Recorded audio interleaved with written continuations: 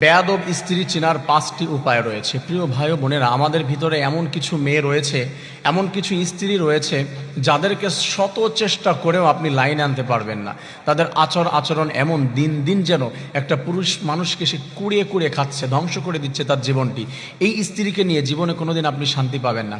এই স্ত্রী কোনোদিন আপনার ঘরে থাকলে আপনার মানসিক, আর্থিক যে কোনো দিক দিয়ে আপনি কখনো ডেভেলপ করতে পারবেন না, আপনি ধ্বংস হয়ে যাবেন।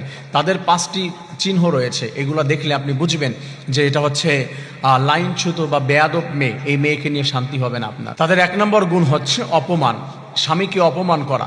কথায় কথায় স্বামীকে অপমান করে। অনেক মেয়েরা রয়েছে নিজেদেরকে বড় মনে করে, সে মনে করে আমার হাজব্যান্ড আর কি বোঝে, অথবা তার পড়াশোনা একটু বেশি, অথবা তার পরিবার একটু ভালো।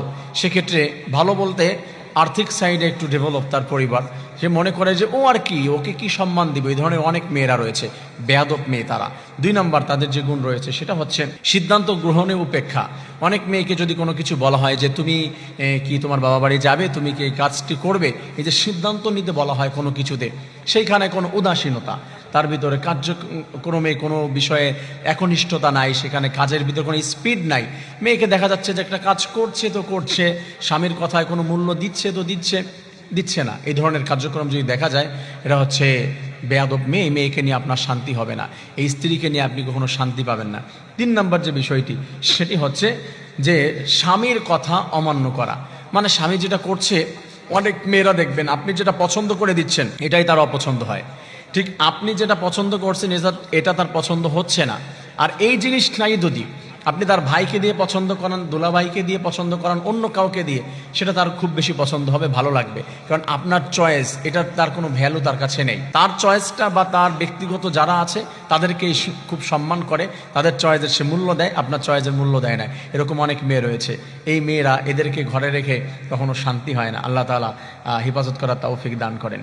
৪ নম্বর যে বিষয়টি রয়েছে, দায়িত্ব এড়িয়ে যাওয়া। অনেক মেয়ে রয়েছে, কোনো দায়িত্ব যদি দেওয়া হয়, তাকে কোনো কাজ দেওয়া হয়, সেটা সে সঠিকভাবে করতে চায় না, দায়িত্ব থেকে এড়িয়ে যায়। সেটা সন্তানটির দায়িত্ব হোক, অথবা তার ব্যক্তিগত কোনো দায়িত্ব হোক, কোনো মেয়ের অথবা হাজব্যান্ডের কোনো দায়িত্ব হোক, যে আমি আজকে বিকেলে আমার একটা প্রোগ্রাম আছে, আমি ওইখানে যাব, তুমি আমার ড্রেসটি একটু পরিষ্কার করে রেখো। বা আমার যা কিছু সামান রয়েছে ওইখানে যাওয়ার ক্ষেত্রে আমি যাব, যেই জুতাটি পরে যাব, যে ড্রেস পরে যাব, দেন আনুষঙ্গিক যা কিছু আছে এইগুলো তুমি একটু রেডি রেখো। দায়িত্বহীনতা, ভিতরে দায়িত্ব নাই। দেখাচ্ছ ওই সময়, ও তুমি বলেছিলে আমার মনে নাই, বা তুমি নিজে করে নিতা। এ ধরনের অনেক মেয়ে রয়েছে।